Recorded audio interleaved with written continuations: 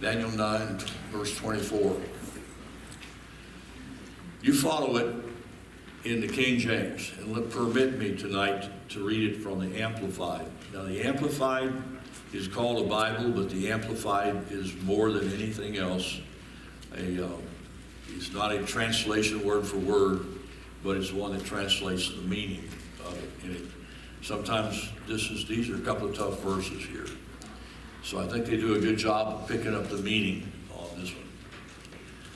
But he says 70 weeks of years, or 490 years, have been decreed for your people and for your holy city, Jerusalem. And we've talked about the 70 weeks, and we understand that throughout Scripture, a week is often used to indicate years. And so it's 70 weeks or years, or 490 years, it was decreed for. To finish the transgression, to make an end of sins, to make atonement, reconciliation for wickedness, to bring in everlasting righteousness, right standing with God, to seal up vision and prophecy and prophet, and to anoint the most holy place. And that's one that I might just simply say, I'm not sure that that's holy place. It should be just the most holy one.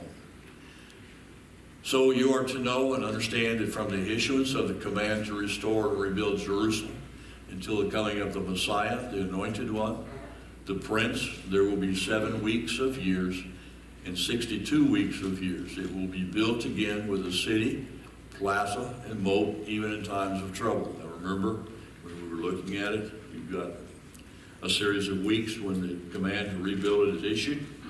There is so many weeks that are given for it to be rebuilt, and then it's taking it on down to the time of Christ's death. Now, again, you can figure the day of his death to the day. It's very difficult because we use different calendars, but that's why Anna and Simeon were looking for it. So he's telling them it's going to be rebuilt, and it's going to be rebuilt in 462 years. Then after the 62 weeks of years, the Anointed One will be cut off or denied his messianic kingdom. Or if you want to look at it the other way, he's what? He's going to be killed. And he will have nothing and no one to defend him. Then he switches a little bit, and the people of the other prince who is to come will destroy the city and the sanctuary, or the temple. Its end will come with a flood. Even to the end there will be war. Desolations are determined. Now notice, if you look at it very carefully, even to the end, now he's looking here at a different end. God does a lot where in a given sentence, he will give you short-range prophecies and very long-range. And that makes it sometimes kind of difficult unless you break it down. And he will destroy the city and the sanctuary. Its end will come with a flood. Even to the end, there will be war. Desolations are determined. And he will enter into a binding and irrevocable covenant with the many for 1 week, 7 years. But in the middle of the week, he will stop the sacrifice. In the middle of the week, in the middle of what? 7 years, which is what? 3.5, 1,260 days. It says he will stop the sacrifice and grain offering. And I think the King James says oblation. For the remaining 3.5 years, on the wing of abominations will come one who makes desolate, the Antichrist. Even until the complete destruction, one that is decreed is poured out on the one who causes the whore. In other words, the Antichrist is going to be destroyed. I don't know if it helps or doesn't help, but it's a couple of difficult passages, and the translators had a difficult time with it. It's very difficult. King James is by far the best, but sometimes there's some areas that you can see as you break it out. So actually what he's talking about is that there's a time and a place coming. First off, the Temple of Solomon would be rebuilt. Now, the temple that they built when they came back from Babylon was not the quality or the size of the temple that Solomon built. The Temple of Solomon is estimated at $8 billion. It was a beautiful building. It was built with gold and jewels and so forth. Everything was done to God's specifications. To God's specification. So, when the Babylonians destroyed it, and they came back after 70 years in captivity, notice the one thing that shows up here is what? 70 years, 7 years. It's all sevens, which is the number of completion. So he breaks it down. This thing is bugging the life out of me, and I'm slipping. And says the prince that will come will destroy the city.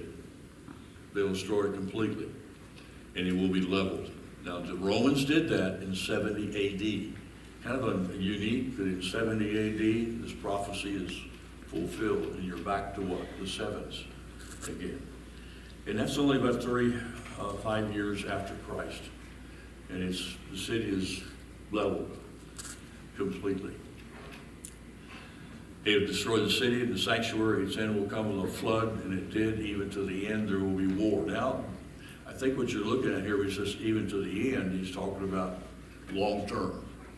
Now he's looking at way on down the line. And I think it's the time that we live in. And I base that on the fact that Israel is again once together. She is together, and she is an independent nation. And I read a little bit yesterday on the Israeli Navy, which a lot of people kind of would tend to disregard. She has 4 German submarines. Germans have a special relationship with Israel because of war. And she has been known to get after us in the Mediterranean and the war games, and she is one to be watched. So is Sweden. But he is saying, again, she is independent. She's built. The one thing that's not there yet is what? The temple. So you're looking for a time and a place when the temple will be rebuilt, and somebody's got to write down a covenant of 7 years. Let me tell you, the prophecy about the 7 years in Jerusalem is given in Islamic writings. The Mahdi, who is the last Imam, will come, and he will reign from Jerusalem for 7 years, and he will make a covenant. Jesus Christ will be his associate. And they actually do believe that Christ will come back, and he will serve under the Mahdi. But it also agrees with our prophecies because it says he will destroy Christianity and Judaism.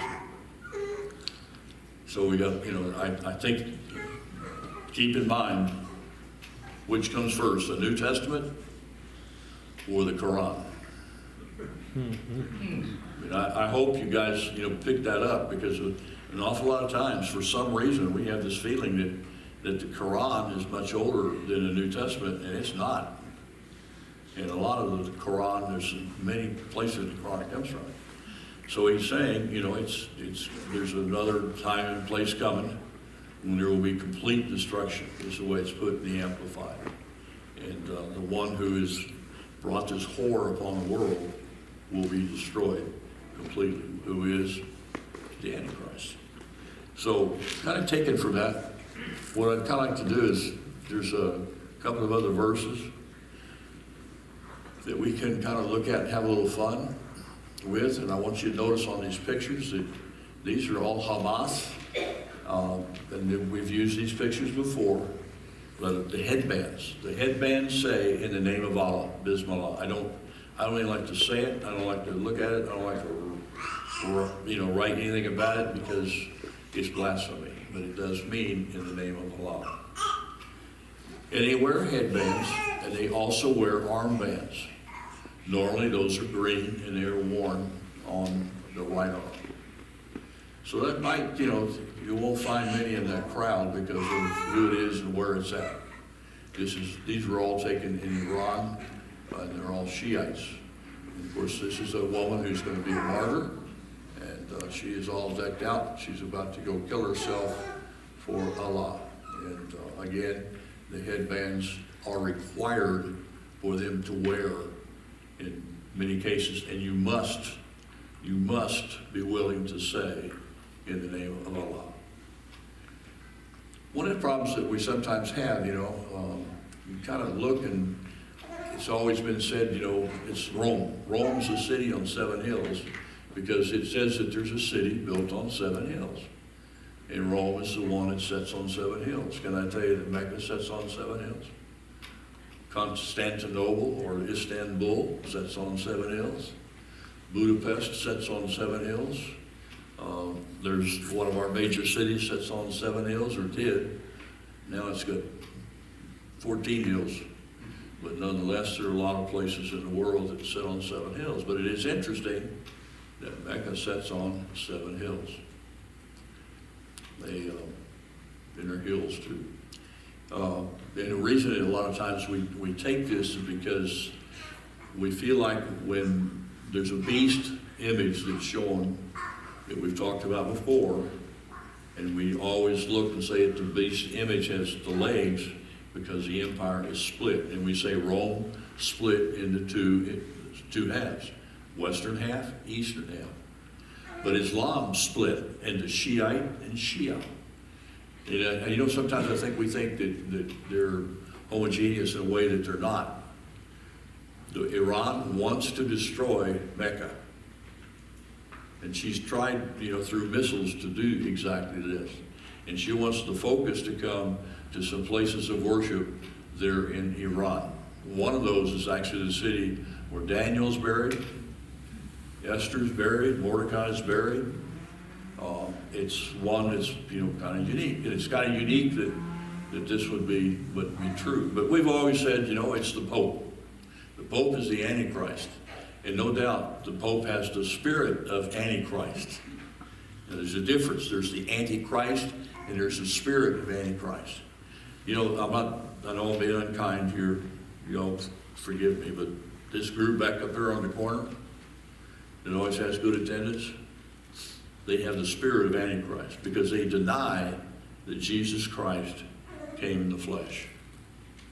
They deny the basic tenets of Christianity. So their spirit of Antichrist. If anybody that denies that the Lord came in the flesh is the spirit of Antichrist. Well, actually the Catholics don't deny that.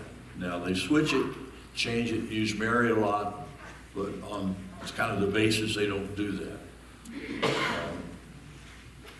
However, Islam is totally the spirit of Antichrist and denies that Christ was Lord, even though they say he's going to return.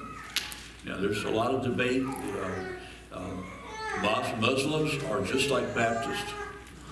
Okay? They are just like Baptists.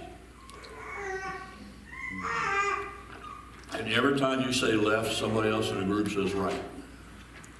So they have the same problem we do, and it's always something that's difficult. But you have two basic groups, Shia and Shiite, and they hate one another. In fact, there's been a war going in Yemen, and how many of y'all knew there's a war in Yemen? Who's fighting it? Pardon? Who's fighting it? Somebody take your mask off so I can hear something. Who's fighting it? Shia and Shiites. Who's really fighting it? Who is really fighting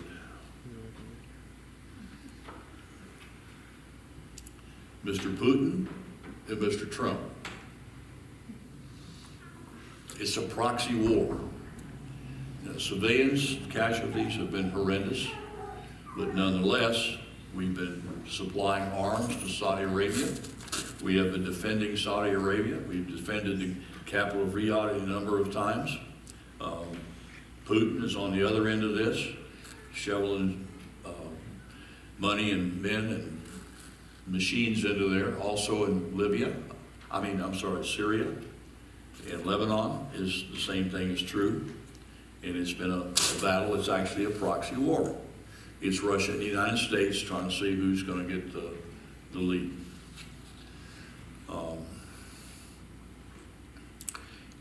But it basically boils down to Shia and Shiite trying to see who's going to be dominant in the Arab world. And Iran has always been the one that's been the powerhouse, and still is. But Saudi Arabia has the money. So to understand, when you come down and you're looking for the Pope to answer everything that's here, the Pope doesn't.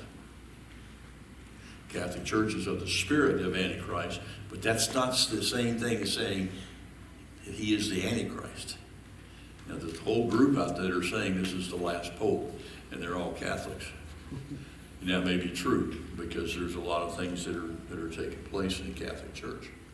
But that split of the Roman Empire and the destruction of Jerusalem that took place in 70 AD, when we're looking for a 7-year treaty, Titus, who's the one who destroyed Jerusalem in 70, never signed the 7-year pact. He never desecrated the temple in a sense of going into the Holy of Holies. He never claimed to be God until later when he got to be too old. But he never, basically, he doesn't fulfill the Antichrist. He doesn't fulfill the picture. It's got to be somebody else on down. And sometimes I think he didn't commit the abomination of desolation, which is actually him going into the temple. Instead, he wiped it off. Now, he did that because, again, the temple was covered in gold on the inside. If you guys think it's you have had bad duty in your life, Titus had given the orders that the temple would not be burned. It was to be taken apart stone by stone and the gold taken off of it. The Roman GIs figured, if we burn this thing, it'll melt and we can steal some of the gold for ourselves. So he said, fine, you guys have done this and you've disobeyed. Now, the way you're going to do this is you cannot wear any clothing whatsoever while you're working it. So in the middle of Jerusalem, in a bad time of the year, they stood there in the nude and took this thing apart stone by stone. But he built the Colosseum later in Rome with the gold and silver and so forth that came out of Jerusalem. There's a lot of little side things out there in history that are kind of fun. He can't be the Antichrist, and the Pope can't really be the Antichrist. It doesn't fit. There's a lot of other things that, who are the people that come? Well, there are some things that are kind of interesting. The people that came were Roman soldiers. When we look and say if they're Roman soldiers, they must come from... Do all of our soldiers come from Rome? Do we have allies?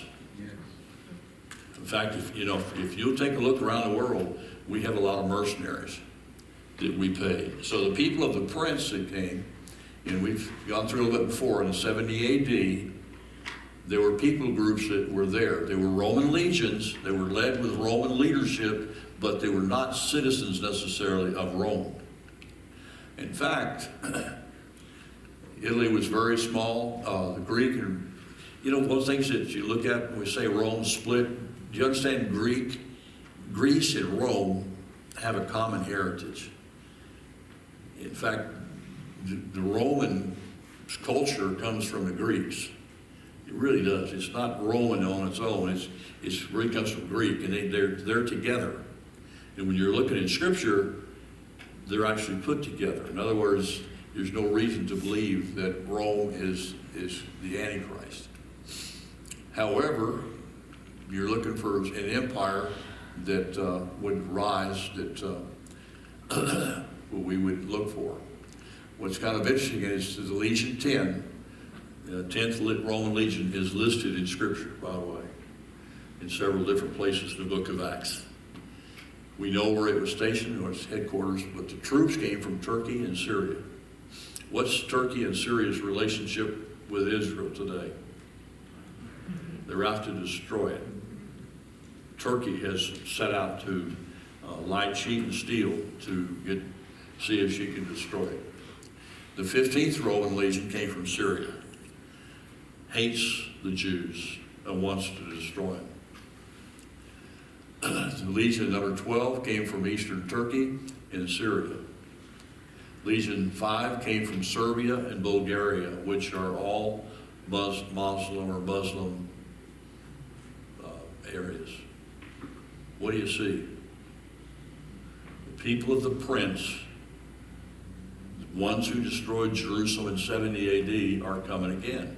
They're not Romans this time, and they're not under Roman leadership, and they wouldn't be anyway.